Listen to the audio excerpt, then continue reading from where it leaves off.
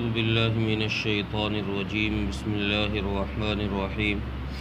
إلا المستضعفين من الرجال والنساء والولدان لا يستطيعون حيلة ولا يهتدون سبيلا فأولئك عسى الله أن يعفو عنهم وكان الله غفورا رحيما عفوا غفورا۔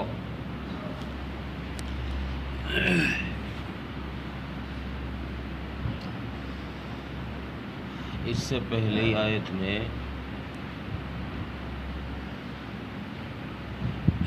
ان لوگوں کا ذکر تھا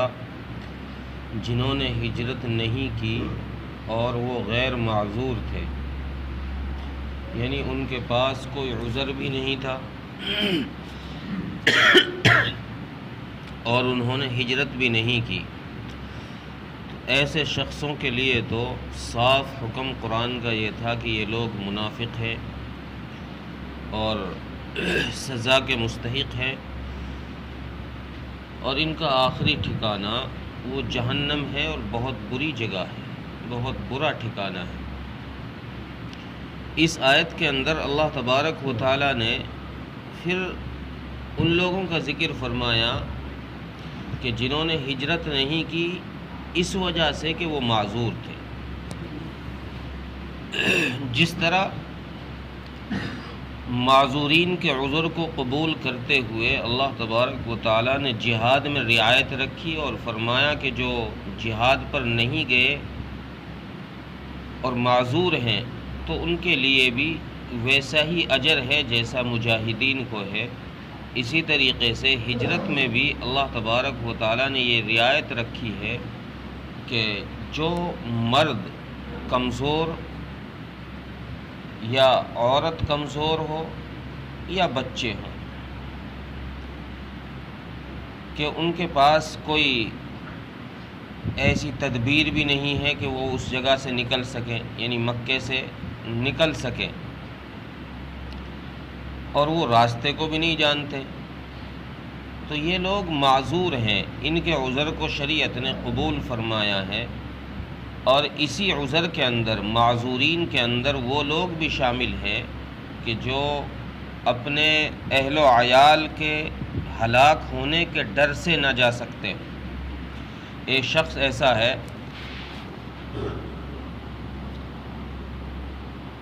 کہ وہ خود اکیلا تو ہجرت کر سکتا ہے، لیکن اس کے ساتھ میں اس کی بیوی ہے، اس کے بچے ہیں، ان کو لے کر اگر وہ جاتا ہے تو پھر ہجرت نہیں کر سکتا، یعنی اس کو ڈر ہے کہ لوگ دیکھ لیں گے، اکیلا آدمی تو چھپ کر بھی کہیں بھی کسی بھی طریقے سے نکل جائے گا، لیکن اہل و عیال کو ساتھ لے کر نکلنا مشکل ہے، یا پھر یہ خدشہ ہے کہ بھئی میں اگر یہاں سے چلا گیا تو لوگ بعد میں میرے بچوں کو مار ڈالیں گے، میرا اہل و عیال کے مارے جانے کا خطرہ ہے۔ تو شریعت نے ایسے شخص کو معذور قرار دیا ہے کہ بھئی یہ معذور ہے، اب یہ نہ بھی جائے گا، ہجرت نہ بھی کرے تو اس پر کوئی حرج نہیں۔ اسی طریقے سے ایسا شخص جو پیدل چلنے پر قادر نہ ہو اور سواری کا کوئی نظم نہ ہو، سواری کا انتظام نہ ہو، اور خود وہ شخص پیدل نہ چل سکتا ہو، تو ایسا شخص بھی شریعت کی نظر میں معذور ہے۔ اگر یہ شخص نہ جائے گا، ہجرت نہیں کرے گا، تو پھر یہ اس وعید کے اندر شامل نہیں ہے جو پہلی آیت میں ان لوگوں کے لیے وعید سنائی گئی جو بغیر عذر کے ہجرت سے رکے رہے، جنہوں نے ہجرت نہیں کی۔ اس آیت کے اندر اللہ تبارک و تعالیٰ نے معذور مرد اور عورتوں کے ساتھ بچوں کا ذکر صرف ہجرت کی اہمیت کو بتانے کے لیے کیا ہے، حالانکہ ہجرت بچوں پر فرض نہیں ہے۔ بچہ تو چونکہ نابالغ ہے، اس پر شریعت کا کوئی حکم ہی لاگو نہیں ہے، لیکن پھر بھی یہاں پر بچوں کا ذکر کر کر اس طرف اشارہ کیا ہے کہ اگر بچہ بھی نکل سکتا ہو، جا سکتا ہو، تو بچہ بھی نکلے، اور اسی طریقے سے بچہ اگر بالغ ہو جائے تو وہ فوراً نکل جائے۔ یہ ہجرت کی اہمیت کو بڑھانے کے لیے ہے۔ یہاں پر غلام کا ذکر نہیں فرمایا، کیونکہ مفسرین نے لکھا ہے کہ غلام کے عذر کو آقا کے لیے عذر قرار نہیں دیا جائے گا، کسی شخص کا کوئی غلام ہے، اب وہ آقا تو نکل سکتا ہے لیکن غلام کو لے کر نہیں نکل سکتا، تو جیسے اہل و عیال کو عذر قرار دیا گیا اور آدمی کا عذر مان لیا گیا کہ اس کو اپنے اہل عیال کے جان جانے کا خطرہ ہے، ہلاک ہونے کا خطرہ ہے، تو یہ شخص ہجرت نہ کرے، اپنے اہل و عیال کے پاس رہے۔ تو اسی طریقے سے وہ ایسا شخص جس کا غلام کے مارے جانے کا خطرہ ہو لیکن خود وہ نکل سکتا ہو، تو شریعت کہتی ہے کہ وہ آدمی نکلے، اپنے غلام کی وجہ سے اس جگہ پر نہ نکلے، چونکہ غلام کا مانع ہجرت ہونا یہ آقا کے لیے مانع ہجرت نہیں ہے، آقا کے لیے رکاوٹ نہیں ہے۔ اور پھر مفسرین نے ایک حدیث بھی ذکر فرمائی ہے کہ محاصرہ طائف کے وقت میں جب طائف کا محاصرہ کیا گیا، گھیراؤ کیا گیا، تو اس وقت میں رسول اکرم صلی اللہ علیہ وسلم نے ارشاد فرمایا کہ جو غلام قلعے سے باہر آ جائے گا وہ آزاد۔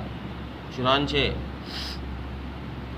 بعض نے لکھا ہے کہ اس وقت میں اس اعلان کے بعد قلعے سے تقریباً 5 آدمی باہر نکلے، 5 غلام ایسے تھے جو باہر نکلے، جن میں عثمان بن نہدی بھی تھے اور ابو بکرہ بھی تھے۔ یہ لوگ باہر نکلے اور رسول اکرم صلی اللہ علیہ وسلم نے ان کو آزاد فرمایا۔ پھر جب حضرت ابن عباس کی روایت میں ہے کہ جب رسول اکرم صلی اللہ علیہ وسلم نے محاصرہ کیا طائف کا، تو آپ صلی اللہ علیہ وسلم نے یہ اعلان فرمایا کہ جو غلام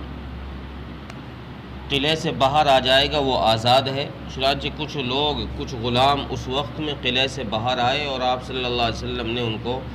آزاد فرما دیا۔ بعد میں جب قبیلہ ثقیف مسلمان ہوئے تو قبیلہ ثقیف کے سرداروں نے رسول اکرم صلی اللہ علیہ وسلم سے یہ کہا کہ یا رسول اللہ، ہمارے غلام جو آپ نے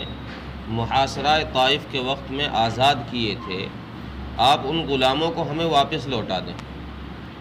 آپ صلی اللہ علیہ وسلم نے ارشاد فرمایا کہ وہ آزادی اللہ کی آزادی ہے، اللہ کی طرف سے ہے، اب جو آزاد ہو گیا وہ واپس تمہاری غلامی میں نہیں آئے گا۔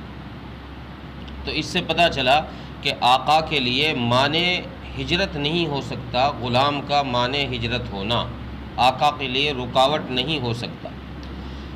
اگلی آیت کے اندر اللہ تبارک و تعالیٰ نے جو معذورین اس آیت میں ذکر فرمائے تھے، ان معذورین کے متعلق اگلی آیت میں فرمایا کہ شاید اللہ تبارک و تعالیٰ ایسے لوگوں کو معاف فرما دے گا جو کسی عذر کی وجہ سے ہجرت نہیں کر سکے، شاید اللہ تبارک و تعالیٰ ایسے لوگوں کو معاف فرما دے گا۔ یہاں مفسرین نے ایک سوال یہ ذکر کیا ہے کہ جب عذر کو شریعت نے مان لیا تو پھر بات یقینی ہو گئی، جب بات یقینی ہو گئی تو پھر یہاں شاید کا لفظ کیوں لایا گیا؟ یقینی بات کیوں نہیں کی گئی کہ اللہ تبارک و تعالیٰ یقیناً ان کو معاف فرما دیں گے؟ اصل اللہ کا لفظ یہاں کیوں ذکر کیا گیا کہ ہو سکتا ہے کہ اللہ تبارک و تعالیٰ ان کو معاف فرما دیں؟ تو اس کا مفسرین نے جواب دیا ہے کہ عصا کا لفظ اس لیے ذکر فرمایا ہے تاکہ لوگوں کی نظر میں ہجرت کی اہمیت بیٹھ جائے کہ اللہ تبارک و تعالیٰ عذر کے باوجود اگر اللہ تبارک و تعالیٰ چاہے تو ان کو بھی سزا دیں گے، حالانکہ ان کے پاس عذر ہے، نہیں جا سکتے۔ اور رسول اکرم صلی اللہ علیہ وسلم نے حضرت ابن عباس رضی اللہ عنہ کی ایک روایت میں ہے کہ حضرت ابن عباس رضی اللہ عنہ فرماتے ہیں کہ میری والدہ ان لوگوں میں تھی جو مستضعفین تھے، یعنی جن کے پاس عذر تھا، جو معذورین تھے اور ہجرت نہیں کر سکتے تھے، میری ماں بھی ان میں شامل تھی۔ میں نے رسول اکرم صلی اللہ علیہ وسلم کو دیکھا کہ آپ صلی اللہ علیہ وسلم عشاء کی نماز کے بعد آخری رکعت میں رکوع سے اٹھنے کے بعد سمیع اللہ لمن حمیدہ کہنے کے بعد میں ان معذورین کے لیے آپ دعا کیا کرتے تھے کہ اے اللہ جو معذور ہیں اور ہجرت نہیں کر سکے ان کے لیے آسانی پیدا فرما اور ان کو معاف فرما، اور جو مسلمان وہاں قید ہیں یعنی مکے میں قید ہیں ان کے لیے رہائی کے اسباب مہیا فرما۔ اس طریقے کی دعا آپ صلی اللہ علیہ وسلم ان کے لیے فرمایا کرتے تھے۔ تو اس لیے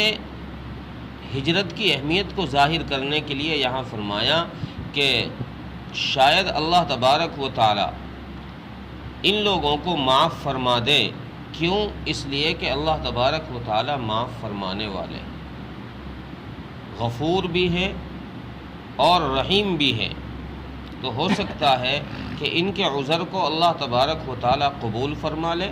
اور عذر قبول فرما کر انہیں معاف فرما دے، پھر یہ وہ اس سزا سے نکل جائیں گے جو سزا ان لوگوں کے لیے ہے جنہوں نے بغیر کسی عذر کے ہی ہجرت نہیں کی۔ تو ان کے لیے تو قرآن کریم نے صاف اعلان فرمایا کہ یہ لوگ منافق ہیں، اور جو لوگ کفار مکہ کی جماعت میں شامل ہو گئے وہ تو کافر ہی ہیں۔ ترجمہ دیکھیں، الا المستضعفین من الرجال والنساء والولدان،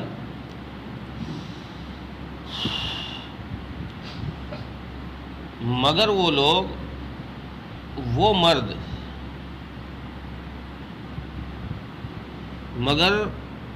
مرد جو کمزور ہیں،